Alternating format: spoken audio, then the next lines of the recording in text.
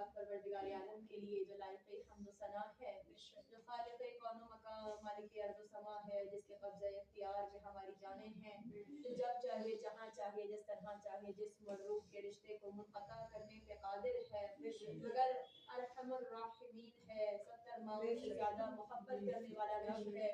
इसीलिए अगर कोई गम या तकलीफ देता है तो उस पर सब्र भी वही अता फरमाता है। परवरदिगार आलम ने हम पर बेश बहा नेमतें अता की। परवरदिगार आलम ने हमारे दामने दुआ को हमेशा अपनी अताओं से मालामाल रखा और इसके बाद भी दरवाज़ा दुआ को हमारे लिए खुला रखा और कहा क़ाला रब्बुकुम अदऊनी अस्तजिब लकुम, मुझसे मांगो मैं तुम्हारी दुआओं को मुस्तजाब करूंगा। और इस इस्तजाबत दुआ के लिए खुदावंद आलम ने हमें जो वसीले अता फरमाए, इनके मकाम और मंजिलत को बयान करते हुए खुद कुरान मुहक्कम में इरशाद फरमाया कि या अय्युहल्लज़ीना आमनू सल्लु अलैहि व सल्लिमू तस्लीमा, अल्लाहुम्मा सल्लि अला मुहम्मद व आले मुहम्मद वअज्जिल फरजहू। परवरदिगार आलम की बेशबहा नेमतों में से एक नेमत माँ बाप का होना, उनकी मोहब्बत, उनकी शफ़क़त, उनकी हमारे लिए बख्शिशें, उनकी रहमत, जो परवरदिगार अपनी रहमत को माँ की रहमत से मुशाबे बयान करता है, यानी वो परवरदिगार जो अव्वल अव्वलीन है, आखिर आखिरीन है, ज़मीरुल मतीन है, राशिमुल मसाकीन है, अरहमुर राहिमीन है, जिसकी किसी भी सिफत को कभी भी किसी चीज में महदूद नहीं किया जा सकता। वो भी जब अपनी सिफत रहमत को बयान करना चाहे तो माँ की मोहब्बत का इस्तारा इस्तेमाल करता है कि हम 70 माओं से ज्यादा अपने बंदे से मोहब्बत करते हैं। न जाने ये मोहब्बत मादर क्या है कि जहाँ परवरदिगार आलम माँ के दिल में वो जज्बा रहम डाल देता है कि अपनी नींदों को कुर्बान करके अपने बच्चों के लिए जागती हुई नजर आती है। अपने जिस्म पर बेइंतहा तकलीफ और मुसीबतें बर्दाश्त करने के बाद भी कभी हर्फ बददुआ अपने बच्चों के लिए अपने लबों पे नहीं लाती, बल्कि जब भी कभी जबान खोलती है तो सिर्फ और सिर्फ दुआ है जो अपने बच्चों के लिए करती रहती है। न सिर्फ ये कि जब तक वो जिंदा है तब तक हर्फ दुआ उसके लबों पे सजा हुआ है, जब दुनिया से चली भी जाए तब भी अपने बच्चों से गाफिल नहीं होती। यानी ये मुशाहिदा किया गया है कि जब कभी कभी बच्चा परेशान हुआ, बेटी परेशान, बेटा परेशान, तो माँ ने ख्वाब में आकर उसकी परेशानी का या तो हल बताया या कम से कम ये एहसास दिलाया कि हम तुम्हारी परेशानियों से गाफिल नहीं हैं, हम तुम्हारी परेशानियों से बाखबर हैं। और जब माएँ दुआ करें, जब वालिदैन दुआ करें, परवरदिगार आलम वालिदैन के नेक अमल की जज़ा उसके बच्चों को भी अता किया करता है। और इसकी गवाह कुरान करीम की वो सूरह है जिसको सूरह कहफ कहा जाता है। जब जनाब मूसा और जनाब खिज़्र का वाक़या हुआ और जनाब खिज़्र अलैहिस्सलाम ने 3 ऐसे काम किए कि हज़रत मूसा अलैहिस्सलाम उन कामों को बर्दाश्त न कर सके और पूछा, सवाल किया, कश्ती में सुराख कर दिया, गिरती हुई दीवार को बना दिया और एक बच्चे को कत्ल कर दिया। मुझे सिर्फ गिरती हुई दीवार जो बनाई है हज़रत खिज़्र ने, उसकी तौजीह पेश करके एक तसलसल, एक रब्त चाहिए और मैं वहीं से आगे बढ़ जाऊं। सूरह कहफ माशाल्लाह सारे ही कारी बैठे हैं, तिलावत कर चुके हैं, तर्जुमा पढ़ चुके हैं। फिर एक बार जाकर तबर्रुकन इसका तर्जुमा देखिएगा कि जब हज़रत मूसा ने गिरती हुई दीवार को बनाया जनाब खिज़्र ने, और हज़रत मूसा ने सवाल किया कि आप चाहते तो इस काम की उजरत तलब भी कर सकते थे, मगर आप बिला उजरत ही काम कर रहे हैं, सबब क्या है? हज़रत खिज़्र ने जब जुदा होने लगे दोनों, उस वक्त अपनी तमाम तौजीहात बयान फरमाई। हज़रत खिज़्र ने बयान किया क्योंकि परवरदिगार आलम ने इस दीवार के नीचे 2 यतीम बच्चों का खजाना महफूज कर रखा है। अगर ये दीवार गिर जाती तो खजाना आया हो जाता, और अगर वो आया हो जाता तो लूट लिया जाता। अल्लाह चाहता है कि खजाना महफूज रहे, इसीलिए मुझे हुक्म मिला अल्लाह की तरफ से कि दोबारा दीवार को बना दिया जाए।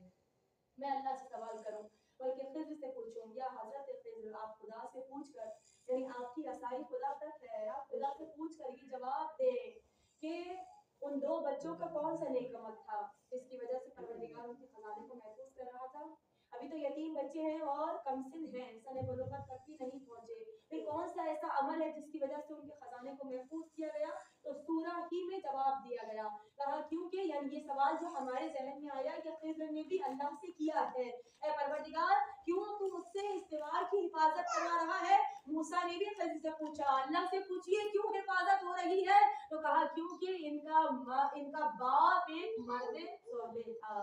यानी अगर बाप मर्द सोले हो تو بچوں کے لیے ان کے خزانے کی حفاظت کرنا پروردگار عالم اپنے نبی کے لیے واجب قرار دے دیتا ہے۔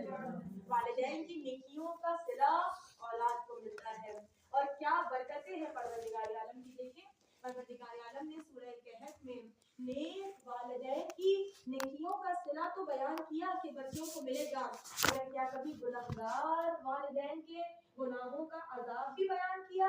ایسا نہیں ہوتا۔ پروردگار عالم بار بار قرآن محکم میں ارشاد فرماتا ہے کہ ہر ایک کے کیے گئے کا بوجھ اسے خود ہی اٹھانا ہے۔ یعنی پروردگار ہم سے کتنی محبت کرتا ہے، نیکیوں کا سلسلہ تو ان کے آثار تو باقی رکھتا ہے، مگر گناہ کو ایک اشک ندامت سے دھو ڈالتا ہے۔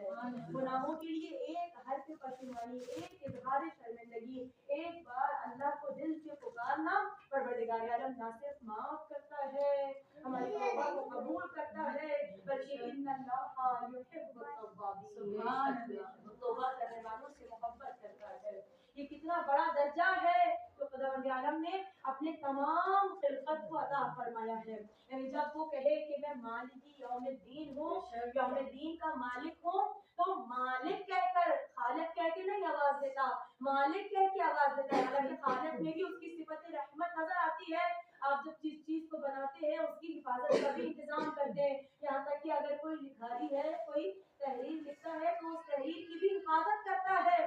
کوئی مصور ہے، نقاشی کرتا ہے، اپنی ڈرائنگ کو سنبھال کے رکھتا ہے کتنے سالوں تک۔ جب کوئی بچہ پہلی بار کوئی تصویر بنائے تو ماں باپ بھی اس کی یادگار کو، اس کے اس نقش کو سنبھال کے رکھتے ہیں، بڑا ہو کے دیکھیے گا اس نے کتنا اچھا بنایا تھا۔ یعنی آپ ایک ہلکی سی کاغذ پر ہلکی سی ڈرائنگ بنائیں، آپ اس کو سنبھالتے ہیں۔ اللہ آپ کو اشرف المخلوقات بنا رہا ہے۔ خلقت میں بھی محبت ہے، مگر پروردگار عالم مالک کی حیثیت سے، یعنی ہم جب اپنی کسی چیز کو دھوپ گرمی میں بارش میں خراب ہوتا ہوا دیکھتے ہیں تو پریشان ہوتے ہیں۔ کوئی میز ہے بارش میں پڑی ہے تو ہم اسے اٹھا کے اندر لے آتے ہیں خراب نہ ہو جائے، ہم مالک ہیں۔ اگر ہم مالک نہ ہو تو پھر ہمیں کوئی پرواہ نہ ہوگی، خراب ہوتی ہے تو ہوتی رہے۔ پروردگار عالم اپنے آپ کو یوم جزا کا مالک قرار دے رہا ہے، اور اس کا فیصلہ بھی کتنا سخت ہونے والا ہے۔ یعنی آپ دیکھیں اس کی نگاہ کتنی باریک بین ہے، آپ فیصلے میں چوک اس سے توقع کر سکتے ہیں، جو کبھی کبھی آنکھیں بند بھی کر لیتا ہو، کبھی جھپک بھی لیتا ہو، کبھی اونگ بھی آتی ہو، کبھی غافل بھی ہو جاتا ہو، مگر پروردگار عالم نہ کبھی نیند آتی ہے، نہ کبھی اونگ آتی ہے، نہ کبھی پلک جھپکتا ہے، نہ کبھی رخ بدلتا ہے، نہ کبھی اپنی خلقت سے کبھی غافل ہوتا ہے۔ کتنا سخت وہ مرتبہ ہے، فرمایا کہ مثقال کے برابر بھی، مثقال کے برابر بھی اگر کوئی کسی نے خیر کیا ہے کہ ارشاد فرمایا وَمَن يَعْمَلْ مِثْقَالَ ذَرَّةٍ خَيْرًا يَرَهُ وَمَن يَعْمَلْ مِثْقَالَ ذَرَّةٍ شَرًّا يَرَهُ۔ اگر مثقال کے برابر بھی کسی نے خیر کیا ہے تو اس کی جزا بھی اس کو ملے گی، اور اگر مثقال کے برابر ایک ذرہ، اگر اس کے برابر بھی کسی نے کوئی گناہ کیا ہے، کوئی شر کیا ہے تو اس کا عذاب بھی اس کو بھگتنا پڑے گا۔ مگر پروردگار عالم یوم جزا کتنا سخت ہو گیا کہ ایک مثقال کی بھی رعایت نہیں ہے، مگر جب پروردگار اپنے آپ کو مالک یوم الدین کہے تو اس سے پہلے پکارے الرحمن الرحیم، رحم کرنے والا ہوں، میں صفت رحیمیت والا ہوں۔ یعنی جب میں تم سے تمہارا حساب و کتاب لوں گا تو غیر کی حیثیت سے نہیں، مالک کی حیثیت سے۔ میں تمہیں بگڑنے نہیں دوں گا، میں تمہیں ضائع نہیں ہونے دوں گا، میں تمہیں عذاب کا مزہ چکھنے نہیں دوں گا، بلکہ میں کوشش پروردگار یہ ہے، تقاضۂ پروردگار یہ ہے، اے انسان مولا علی بیان فرمائے، اے انسان تیرے نفس کی کم سے کم قیمت جنت ہے، جان سے کم میں اپنا سوال نہیں کرنا، کم سے کم قیمت جنت ہے، نہ زیادہ کم سے کم قیمت کیا ہے۔ جب ہم زیادہ قیمت کی بات کریں تو پھر وہ جس کو پروردگار عالم انبیاء میں سردار بنا کے بھیج رہا ہے اور تمام بندوں میں سب سے افضل عبد بنا کر بھیج رہا ہے، یعنی ایک سیمپل، ایک نمونہ عمل ہے۔ جب انسان پوچھے کہ مجھے کس جیسا بننا ہے تو کوئی سیمپل ہو نا سامنے، کوئی نمونہ عمل ہو، کوئی آئیڈیل ہو، کوئی رہنمائی منزل ہو۔ اسی لیے کہا کہ لقد کان لکم رسول اللہ کی اسوۃ حسنہ، تمہارے لیے تمہارے رسول کی ذات اسوہ حسنہ ہے، ایک ایسا بندہ کہ جس کے ذریعے پروردگار اپنا تعارف کرا رہا ہو۔ جیسے ایک اچھا استاد اپنے ایک لائق شاگرد کا تعارف کروا मेरा शागिर्द है। यानी जब शागिर्द की तारीफ होगी तो खुद ब खुद उस्ताद की तारीफ होगी कि ये कितना अच्छा उस्ताद है कि इसका कितना अच्छा शागिर्द है। परवरदिगार आलम तमाम अंबिया में से आदम जैसा सफी अल्लाह, नूह जैसा नजी अल्लाह, मूसा जैसे कलीमुल्लाह, इब्राहिम जैसे खलीलुल्लाह, इस्माइल जैसे ज़बीहुल्लाह, हजरत ईसा जैसे रूहुल्लाह, कलमतुल्लाह अंबिया को आपकी निगाह पर डालता है तो उन सब में से जिसे चुन लेता है वो हबीब खुदा सुभान अल्लाह।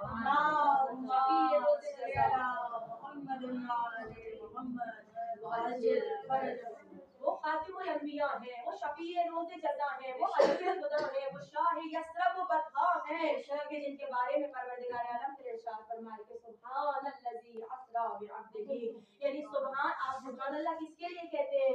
सुभान अल्लाह अल्लाह के लिए, अल्लाह की तस्बीह सुभान अल्लाह, पाक है वो ज़ात, पाक है वो ज़ात। ऐ परवरदिगार ये तारुफ तेरा है मगर किसके वसीले से हो रहा है? पाक है वो ज़ात जो अपने अब्द को रातों रात आसमानों की बुलंदियों पे ले गई है। वो ज़ात, वो अब्द, वो खास बंदे खुदा, वो खास महबूब खुदा के परवरदिगार आलम जिन्हें लौला कलमा खलक़तुल अफ़लाक के मनसब पे बिठा रहा है।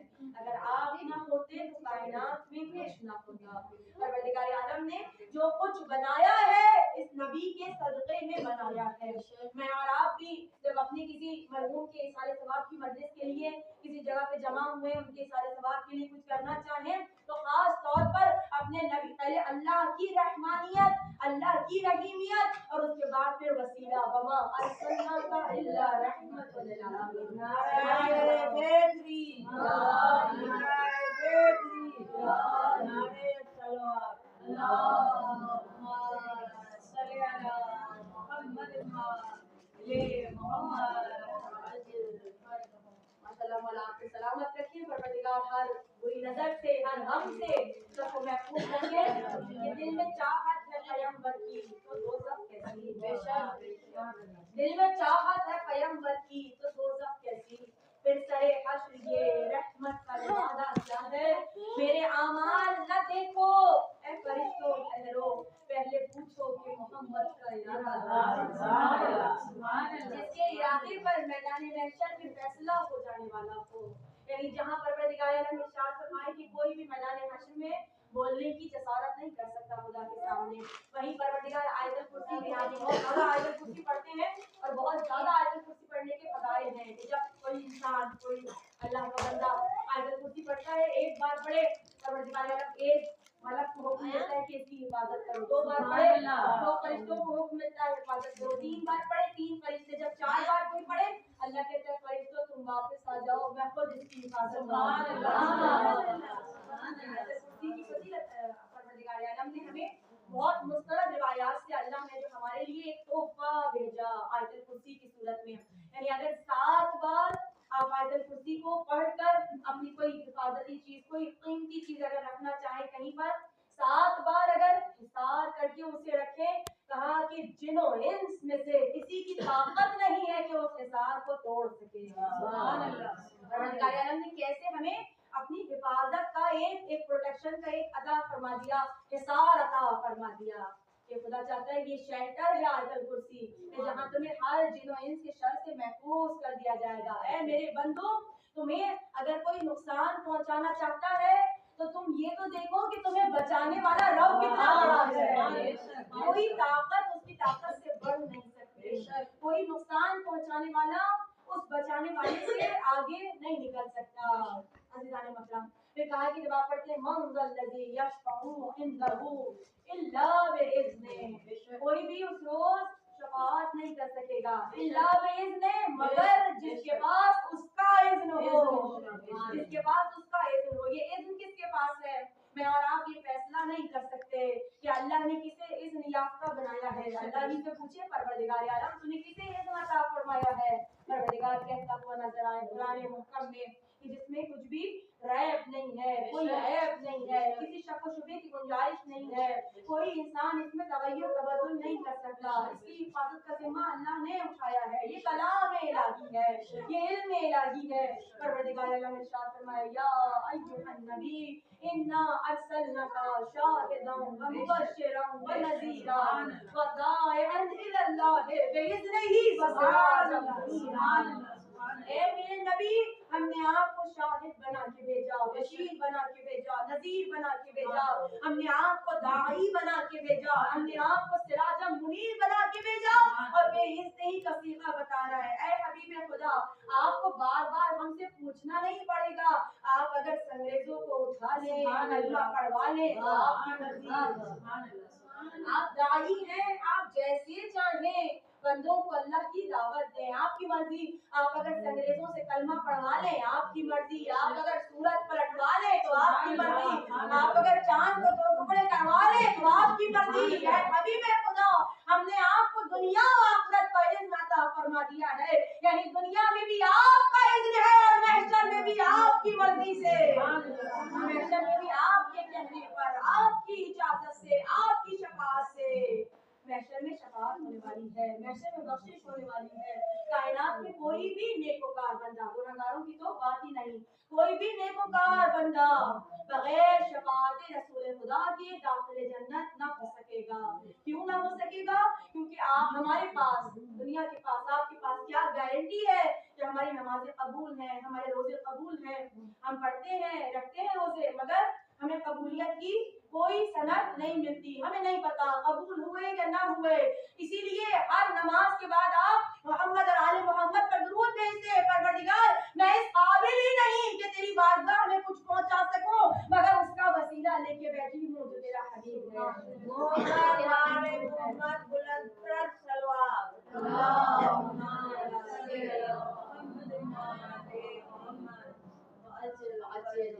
माशाअल्लाह, आप सलामत रहें। परवरदिगार हर बुरी नजर से, गम से महफूज रखे।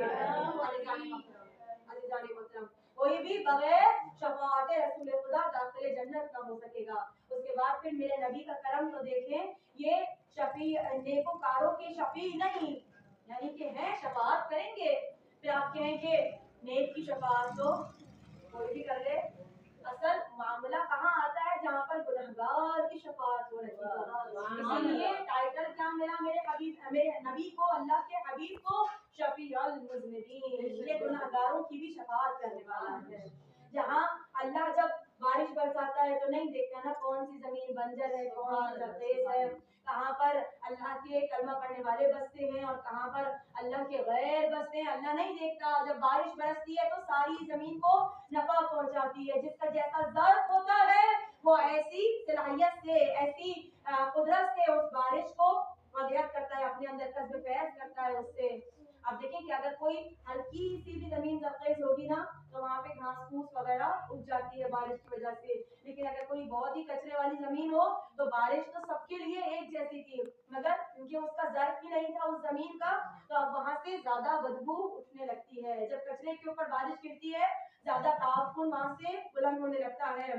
तो हमें अपने ज़र्फ को बुलंद करना होगा, रहमत परवरदिगार बरस रही है। नबी के सदक़े में, अली के सदक़े में, फातिमा ज़हरा के सदक़े में रहमत परवरदिगार यकसा बरस रही है। बस हमें अपने ज़र्फ को ऐसा बना ज़रख़ेज़ करना होगा कि जब मोहब्बते खुदा हम तक पहुँचे तो तनावल शजर की मानेंद ये मोहब्बत हमारे अंदर परवरिश पाए, और जब हम खुदा की बारगाह में पहुँचे तो अपने अमाल से शर्मसार होके ना पहुँचे, बल्कि सूरह जुमा की इस आयत की मिसदाक़ बने, जहाँ परवरदिगार इरशाद फरमाता है, फतमन्ना बिल मौता इन कुंतुम सादिकीन, अगर तुम सच्चे हो तो मौत की तमन्ना करो, क्योंकि मौत क्या है? मौत मुलाकात परवरदिगार है। जहाँ कोई भी बच्चा जब इम्तिहान देता है तो अपने नजरनामे से उसी वक्त परेशान होता है जब उसको अपने इम्तिहान के बारे में पता हो कि उसने कैसा दिया है।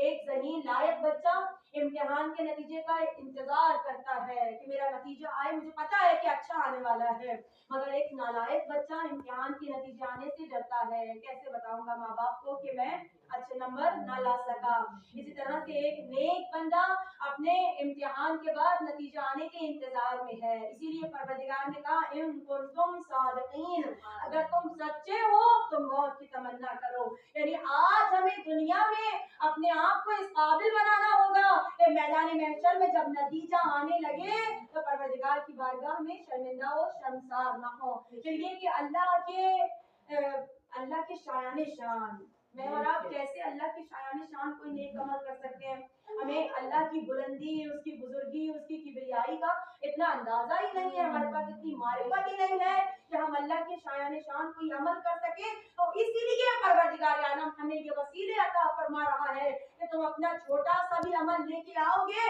अगर मेरे नबी के सदक़े में आओ। दुनिया का भी यही उसूल है ना। आप देखते हैं कि जब किसी बड़े ओहदेदार से कोई काम करवाना हो तो आप ऐसे फौरन नहीं जाते, बल्कि आप किसी ऐसे का सहारा लेते हैं जिसकी वहां तक रसाई हो। वो के परवरदिगार आलम हमारी शहर जहाँ से हम ज्यादा हमसे करीब है। लेकिन ये कुर्बत दो तरफा नहीं है, वो हमारे करीब है मगर हम उसके कहाँ करीब हैं। हम कितने गुनाहगार हैं, हम कितने खताकार हैं, हमारी कितनी ऐसी लफ्ज़िशें हैं, हमारी कितनी ऐसी खताएं हैं जिनका हमें अंदाजा भी नहीं होता। मगर वो कितना मेहरबान है, वो कितना हबीब हमारा, हमसे कुर्बत वाला, हमसे मोहब्बत करने वाला है कि जब भी हम उसे पुकारते हैं वो हमारी दुआओं को सुनता है, वो हमारी सरगोशियों से वाकिफ है, वो हमारी नियतों को जानता है, वो हमसे कितनी मोहब्बत करता है। मगर हम अगर उसके हबीब का वसीला लेकर उसकी बारगाह में जाएंगे तो खुदावंद आलम हमसे, हमारी बनिस्बत हमसे ज्यादा कुर्बत अख्तियार करेगा, हमसे ज्यादा निगाह मोहब्बत से देखेगा। अज़ीज़ान मोहतरम, ये उसके नबी का वसीला है। अच्छा, सिर्फ नबी का वसीला तन्हा हो सकता है, यानी जब मोहब्बतों के मामलात हो तो दोस्त का दोस्त भी दोस्त हुआ करता है।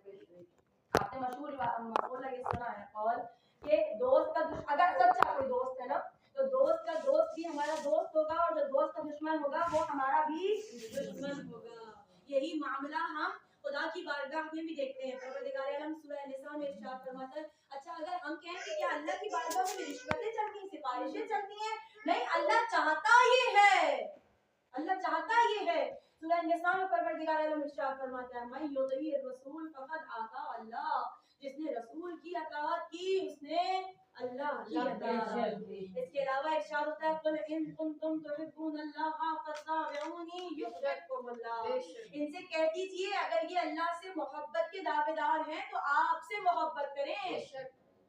ऐ हबीब खुदा, अगर ये आपसे मोहब्बत करेंगे तो अल्लाह इनको बदले में क्या इनाम देगा? युहिब्बुकुमुल्लाह, अल्लाह खुद इनसे मोहब्बत करेगा।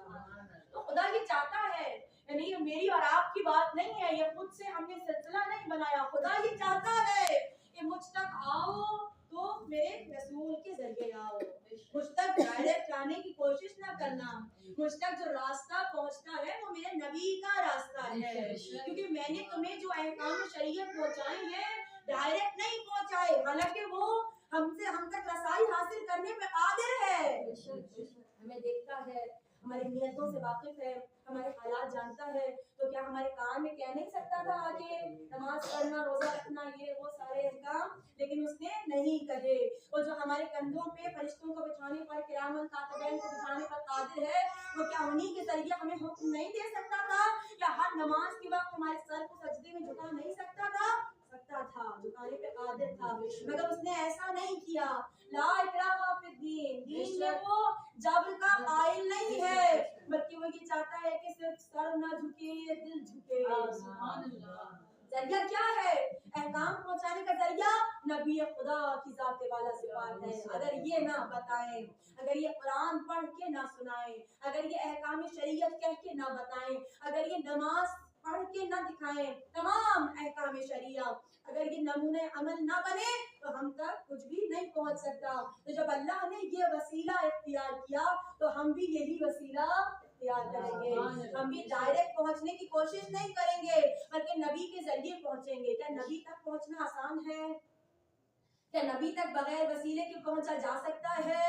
پھر نبی بھی ایک وسیلہ بیان کر رہے ہیں، ارشاد فرماتے ہیں الفاطمہ بضعۃ منی، فاطمہ میرا ٹکڑا ہے، فاطمہ میرا ٹکڑا ہے، فمن آذاها فقط آذانی، فمن آذانی فقط آذا اللہ، جس نے اسے اذیت دی اس نے مجھے اذیت دی، جس نے مجھے اذیت دی اس نے خدا کو اذیت دی۔ اور صرف ایک مقام پہ نہیں بلکہ بارہا آپ دیکھیں تو دنیا کی تمام مشہور خواتین جو رسول خدا کی دور حیات میں موجود ہیں، مشہور ہیں، وہ تمام بھی ایک ہی بات کہتی ہوئی نظر آتی ہیں، یعنی کسی ایک مکتب کی بات نہیں ہے، تمام مکاتب کا متفقہ فیصلہ ہے کہ ہم نے رسول اللہ سے شکل و شمائل میں، سیرت میں، رفتار میں، کردار میں، گفتار میں جس کو سب سے زیادہ مشابہ دیکھا وہ نبی کی بیٹی فاطمہ الزہرا۔ فاطمہ میراث پہ قاتلوں پہ لعنت، جس نے دروازہ گرایا اس پہ بھی لعنت، جس نے بہت شہید کرا اس نے بھی لعنت، نعرے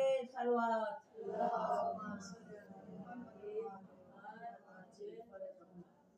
پروردگار عالم نے ہمیں ایسی شہزادی عطا فرمائی ہے کہ جو شہزادی ہمارے لیے ایک ہم کہیں گے کہ نبی خدا کی ذات، ظاہر قرآن نے کہا کہ رول ماڈل ہے، نبی خدا اپنی بیٹی کو اپنا جزو قرار دے کر یہ اعلان کر رہے ہیں، کائنات کی عورتوں کو پیغام دے رہے ہیں، اگر ایک بیٹی بننا چاہو تو فاطمہ سے درس لو، اگر ایک زوجہ بننا چاہو تو فاطمہ سے درس لو، اگر ایک ماں بننا چاہو تو فاطمہ سے درس لو، اور اس کے علاوہ اگر ایک بہترین اپنے وقت کے امام کی بہترین مدافعہ بننا چاہو، اس کی نصرت کرنے والی بننا چاہو تو بھی فاطمہ ہی ہمارے لیے درس دیتی ہوئی نظر آتی ہیں۔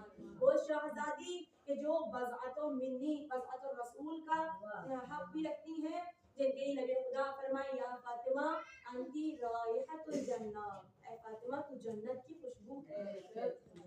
کہتے ہیں فَكُلَّمَا اشتقت رائحۃ الجنہ، جب مجھے جنت کی خوشبو کا اشتیاق ہوتا ہے، جب میں چاہتا ہوں کہ خوشبو جنت کو محسوس کروں، اشممت رائحۃ ابنتی فاطمہ الزہرا، تو میں اپنی بیٹی فاطمہ زہرا کو استشمام کرتا ہوں، سنتا ہوں۔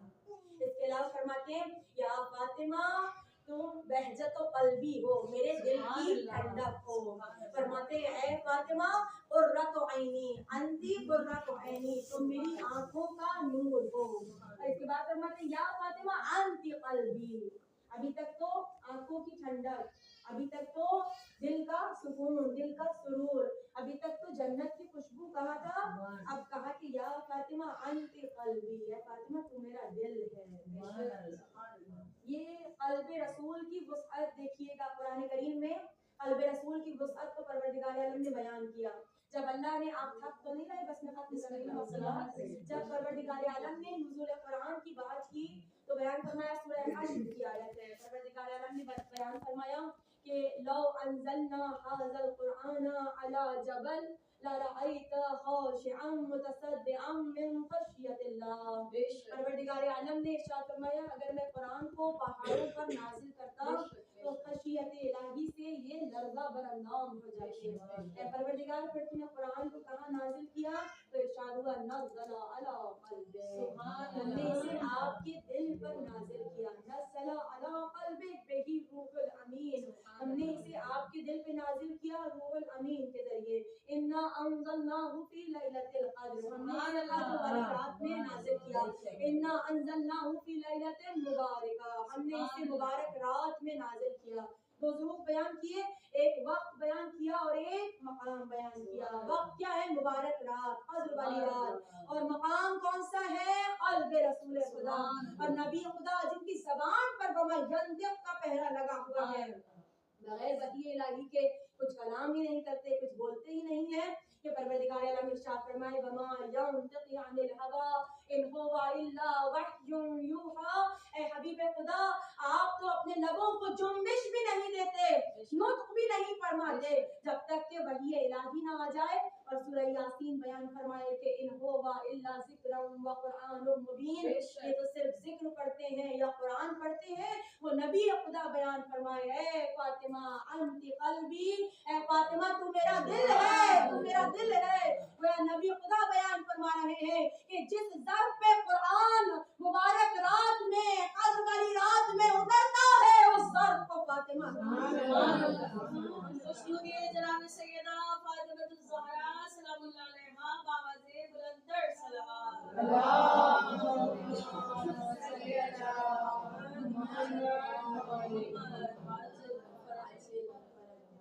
مولا آپ سب کو سلامت رکھے، کوئی غم نہ دے سوائے امام حسین علیہ السلام کے.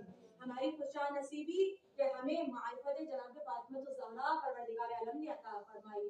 وہ بھی یہ اعتراف بھی ہے کہ ان کے حق کے مطابق ان کی معرفت نہیں رکھتے، مگر ان کی محبت سے ہمارے دل روشن ہیں، ان کی محبت سے ہمارے دل روشن ہیں. اور یہ جب آپ اپنے اس شرف پر ناز کریں کہ ان کی محبت سے ہمارے دل روشن ہیں تو اپنی ماؤں کو سلام کریں. اگر یہ ہمیں محبت زہرا عطا نہ کرتی، اگر اپنے شیر کے ذریعے محبت زہرا ہمیں پلاتی نہیں، اگر اپنی گود کی گرمی میں ہمیں اس عشق کی گرمی محسوس نہ کرواتی تو آج ہم فرش ازائے فاطمیہ پہ نہ بیٹھے ہوئے. یعنی ہم اپنے ماں باپ کے لیے یہ آپ کا یہ ہمارا فرش ازا پہ آنا بھی ایک طرح سے ہمارے ماں باپ کے لیے اظہار تشکر ہے. اگر آپ ہمیں فرش ازا پہ نہ لے کے آتے، اگر آپ نے ہمیں انگلی کو تھام کر فرش ازا کا راستہ نہ دکھایا ہوتا تو آج ہم فرش ازا پر موجود نہ ہوتے. تو ہم آپ کو کیا دے سکتے ہیں بدلے میں؟ کون اپنے والدین کا حق ادا کر سکتا ہے؟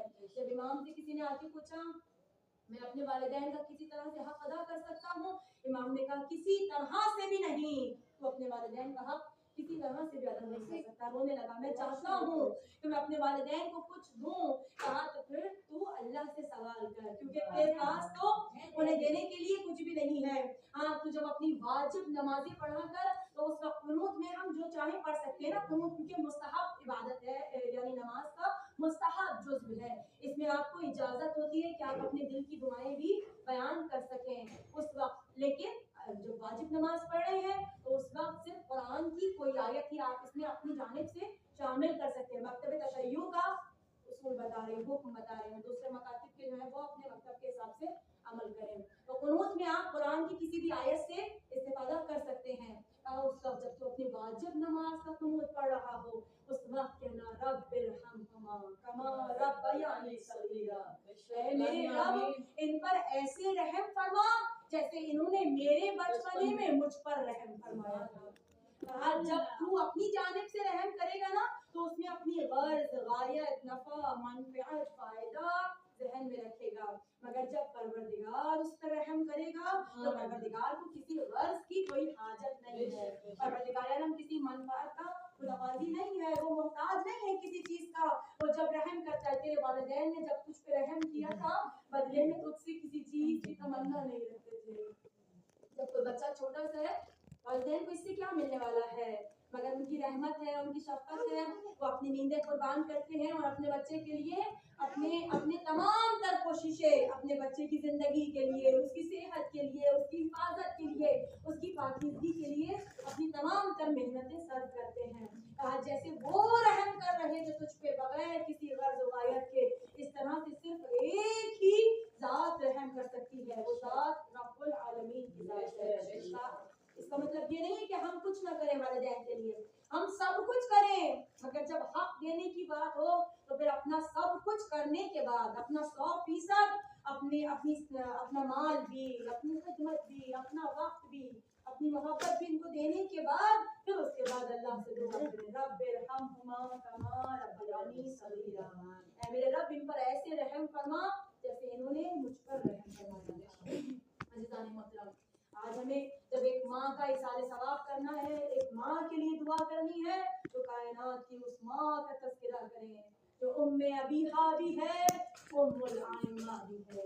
وہ شہزادی جناب فاطمہ الزہرا جو 18 برس کی عمر میں اس حال میں دنیا سے گئی کہ کمر ٹوٹی ہوئی تھی، کمر شکستہ تھی، پسلیاں ٹوٹی ہوئی تھیں، کلائی ٹوٹی ہوئی تھی، کلائی میں خم تھا، یعنی دائیں ہاتھ سے تسبیح کے دانے پھرا نہیں سکتی تھیں، چہرے پہ تماچے کا نشان تھا، اس ملعون نے تازیانہ بازو پہ مارا تھا۔ عزادارہ نے امام حسین جناب زہرا کی کون کون سے غم کو بیان کیا جائے۔ ایک بیٹی کا حق ہوتا ہے کہ جب اس کے باپ کا جنازہ ہو تو اسے گریہ کرنے دیا جائے، اہل محلہ آئیں اور آ کر سب سے پہلا غصہ بیٹی کو پیش کریں، مگر جناب فاطمہ الزہرا جب رسول خدا اس دنیا سے پردہ کر گئے اور بیٹی باپ کے غم میں بےتاب ہو کر روئی تو لوگوں نے آ کر کہا یا علی فاطمہ سے کہیے یا تو دنوں میں رویا کرے یا راتوں کو رویا کرے۔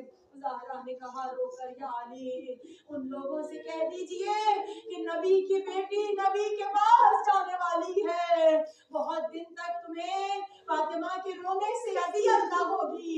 عزادارہ نے امام حسین ارے جناب زہرا اپنے بیٹے محسن کی سوگوار ہو کر دنیا سے جا رہی ہے، خدا نہ کرے کوئی ماں یہ وقت دیکھے جو زہرا نے دیکھا، 6 ماہ کا حمل تھا، جب دیوار اور در کے درمیان نبی کی بیٹی آ گئی تھی اس وقت حمل ثابت ہوا، آواز دی یا فاطمہ الزہرا یا فاطمہ الزہرا، ارے کائنات میں فاطمہ کی غربت کی صدائیں گونج رہی ہیں اور زہرا کی زبان پر لوہا ہے صبت الیام مصائب والنہار صبت الیام سرنا لعلیا، اے بابا آپ کے بعد ایسے مصائب آئے اگر دنوں پہ پڑھتے تو وہ سیاہ راتوں میں تبدیل ہو جاتے، پھر آواز کی یا اسماء اغثنی، اے اسماء میری مدد کو آؤ، اسماء میرا بچہ نہ رہا۔ آپ جانتی ہیں مائیں بیٹی ہیں 6 ماہ میں بچے کی خلقت مکمل ہو جاتی ہے، اب جو اسماء آئی تو چھوٹا سا لاشا سفید پارچے میں لپیٹا ہوا، یا فاطمہ زہرا یہ آپ کے محسن کا لاش ہے، آپ کے محسن کا لاشا ہے۔ کہا یا علی اس بچے کو کہاں دفن کیا جائے؟ کہا یا زہرا اس کی قبر یہی حجرے میں بنائی جائے گی۔ کیا آپ سمجھ سکتے ہیں جب کوئی ماں اپنے بچے کے غم میں ہو تو اس کی قبر اس کی آنکھوں کے سامنے بنائی جائے؟ ارے ماؤں کو تو قبرستان بھی نہیں لے کے جایا جاتا، یہ ماں ہے اس کا جگر پھٹ نہ جائے، اس کا دل کمزور ہوتا ہے، مگر ہائے فاطمہ زہرا ارے بچے کی قبر بن رہی تھی اور زہرا دیکھ رہی تھی محسن کو دفنایا جا رہا ہے، واہ غربتا ارے اب جیا نہیں جاتا، اللہم عجل وفاتی، اے اللہ میری موت کو قریب کر دے۔ عزادار مائیں بیٹھی ہے کیا کوئی ماں اپنے کمسن بچوں کو چھوڑ کے جانا چاہتی ہے؟ مگر فاطمہ زہرا اب جینا نہیں چاہتی، ارے آخری وصیت علی کو کی، موت کی ہچکی کا آغاز ہوا، آج زینب و کلثوم پچھاڑے کھا رہی ہوں گی، اے اللہ آپ کے بغیر کیسے جئیں گے، اے اللہ آپ بہت یاد آئیں گی، اے اللہ آپ کے بغیر ابھی زینب کو جینا نہیں آتا۔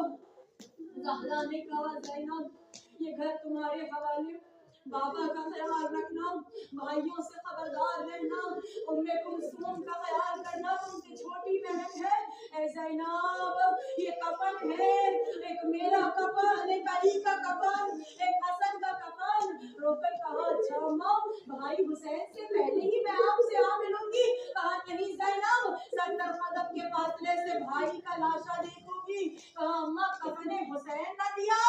نہیں زینب اگر بغیر کفن کے حسین کو دیکھو تو ثانی زہرا بن کے صبر کر لینا۔ آپ نے گریہ کر لیا، مجلس تمام ہو گئی، خدا مرحومہ کو کلثوم بی بی کو آپ کی گریہ کا فرش ادا کا مجلس ادا کا بہترین اجر عطا فرمائے۔ ماں ہے نا، ایک ماں کا خیال بیٹیوں کو ہمیشہ آتا ہے، شاید خوشیوں میں بھول جائیں مگر جب کبھی کوئی غم دل کو ستاتا ہے پہلا خیال ماں کا آتا ہے۔ ارے زینب نے ہر قدم پہ زہرا کو یاد کیا، مگر سب سے زیادہ اظہار اس وقت فرمایا جب کربلا